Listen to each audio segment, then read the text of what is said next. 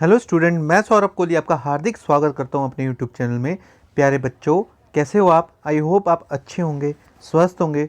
बच्चों, आज मैं आपसे चर्चा करूंगा वर्कशीट नंबर 35 की। वर्कशीट नंबर 35 में जहां हम चर्चा करेंगे गतिविधि पत्रक यानी कि गतिविधि की।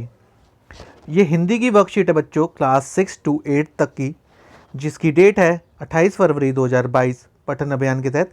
बच्चों, ये SCERT द्वारा हमें भेजी जाती है, यानी कि राज्य शैक्षणिक अनुसंधान प्रशिक्षण परिषद द्वारा। आगे हम चर्चा करें बच्चों, यहाँ अपना आपने नाम लिखना है, यहाँ आपकी टीचर का नाम। शुरू करते हैं पूरी कहानी। कोलंबिया देश की कहानी। कोलंबिया के घने जंगलों में एक आदमी रहता था जिसे किताबों से बहुत प्यार था। क्या है बच्चों? कोलंबिया के घने जंगलों में एक आदमी रहता था जिसे किताबों से बहुत प्यार था। कोलंबिया कहाँ है बच्चों? कोलंबिया आपका दक्षिणी अमेरिका में है, यानी कि साउथ अमेरिका में है कोलंबिया। वहाँ के घने जंगलों में एक आदमी रहता था जिसे किताबों से बहुत प्यार था। उसका नाम था लुइस। क्या नाम था बच्चों? लुइस। जैसे ही एक किताब खत्म होती, वह झट से दूसरी पुस्तक घर ले आता। जल्द ही उसका पूरा घर किताबों से भर गया। उसकी पत्नी डायना उस पर बहुत गुस्सा करती थी। इतनी किताबों का हम क्या करेंगे भाई? क्या उन्हें भात के साथ खाएंगे? यानी कि इतनी किताबें क्यों ले आते हो? हम क्या करेंगे इसका? हम इसे खाएंगे क्या? इस तरह से कहती थी। लुइस बहुत देर तक सोचता रहा। फिर उसके दिमाग में एक विचार आया। मैं इन किताबों को पहाड़ियों के उस पार उन लोगों के लिए ले जाऊंगा जिनके पास कोई किताब नहीं है। एक गधे पर मैं किताब ला दूंगा और दूसरे पर खुद सवार हो जाऊंगा। फिर उसने क्या तरकीब लगाई बच्चों कि घर में तो रोज इस मामले में झगड़ा होता है, तो मैं क्या करता हूँ, पहाड़ी के उस पार इन किताबों को ले जाता हूँ जिनको ज़रूरत होगी, जिनके पास किताबें नहीं है। तो एक गधे पर तो वो खुद बैठ गया, आप देख सकते हैं। एक पर तो वो खुद बैठ गया और दूसरे पर उसने किताबें, ये देखिए, किताबें डाल दी। फिर लुइस ने दो हट्टे कट्टे गधे खरीदे। उनके नाम थे अल्फ़ा और बीटा। ये देखिए बच्चों, अल्फ़ा और बीटा। ये अल्फ़ा है, ये बीटा है। ये लुइस पे बैठा है। उसने उनकी पीठ पर किताबें लादने के लिए एक क्रेट बनाई। क्रेट आप समझते हैं? क्रेट बच्चों जिसमें सामान रखा जाता है, जैसे सब्जियों की क्रेट होती है, फलों की क्रेट होती है, वैसे ही क्रेट होती है। उस पर एक साइन बोर्ड पेंट किया। गधों पर सवार पुस्तकालय। फिर डायना ने क्रेट में पुस्तकें भरी। हर हफ्ते लुइस, अल्फा और बीटा दूर दराज पहाड़ियों पर स्थित बियाबान गांव का दौरा करते थे। इस हफ्ते वो कहाँ गए थे? इल टॉर्मेंटो नाम के गांव में। लुइस सूरज उगने के साथ ही उस गांव की तरफ अपने पुस्तकालय के साथ आगे बढ़ा। पहाड़ी पर चढ़ते वक्त रास्ता एकदम सुनसान हो गया। वहां केवल चिड़ियों की चहचहाहट ही सुनाई दे रही थी। तभी धूप अंधेरे में क्या हुआ? एकदम घुप अंधेरा था।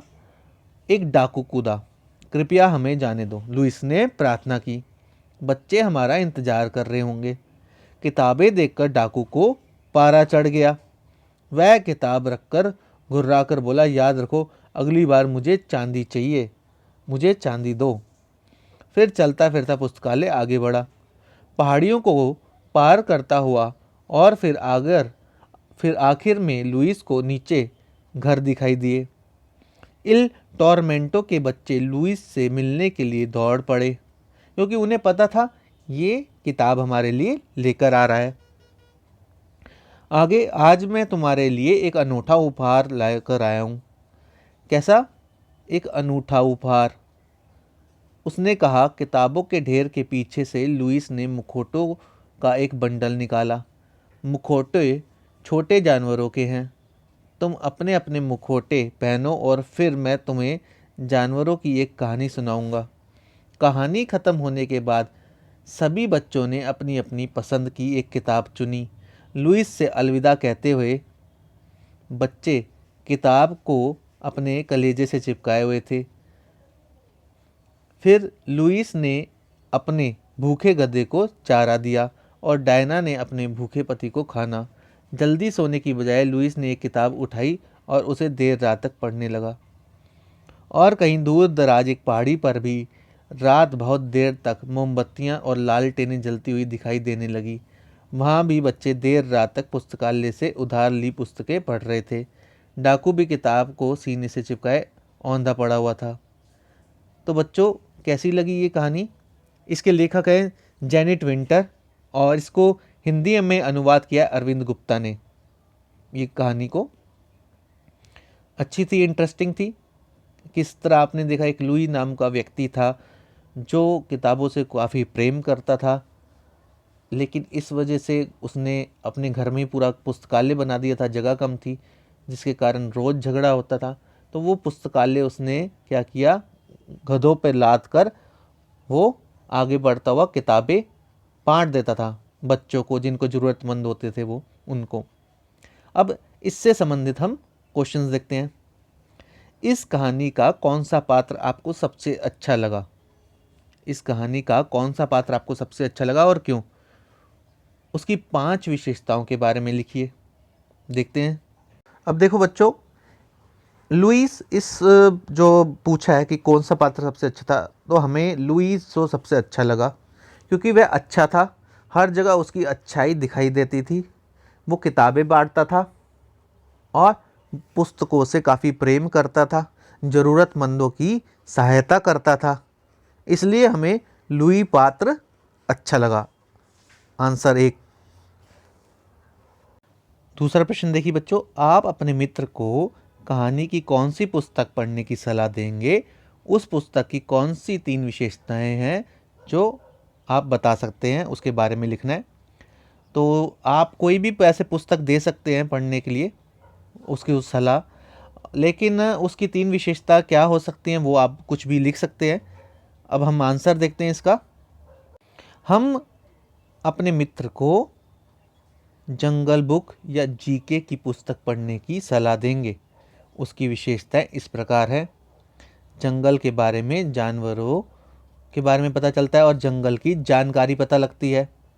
हमें अलग अलग पात्रों, जानवरों के बारे में पता चलता है। जीके बुक पढ़ने से हमारा सामान्य ज्ञान बढ़ता है। आप इन आंसरों के अलावा जो आपको अच्छे लगे वो भी आप लिख सकते हैं। तीसरा प्रश्न है, आप अपनी कक्षा में समूह बनाकर यानी कि ग्रुप बनाकर किसी भी रोचक कहानी को चुनिए। उस कहानी के पात्रों के अनुसार मुखौटे तैयार कीजिए तथा कहानी की कक्षा में रोल प्ले के माध्यम से प्रस्तुत कीजिए। ये एक तरह का रोल प्ले होता है बच्चों, जो मैंने अपने स्कूल में बच्चों को करवाया भी था।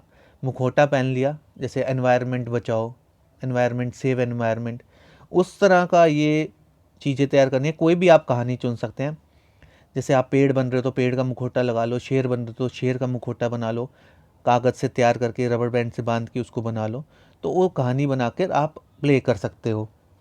इस तरह से आप रोल प्ले कर सकते हो। रोल प्ले का मतलब है एक नाटक करना आपस में मिलकर। तो बच्चों, इस प्रकार आज की हमारी ये पूरी वर्कशीट कंप्लीट होती है। आप इस चैनल के साथ जुड़े रहिए। इसे लाइक, शेयर और सब्सक्राइब करना बिल्कुल ना भूलें। धन्यवाद।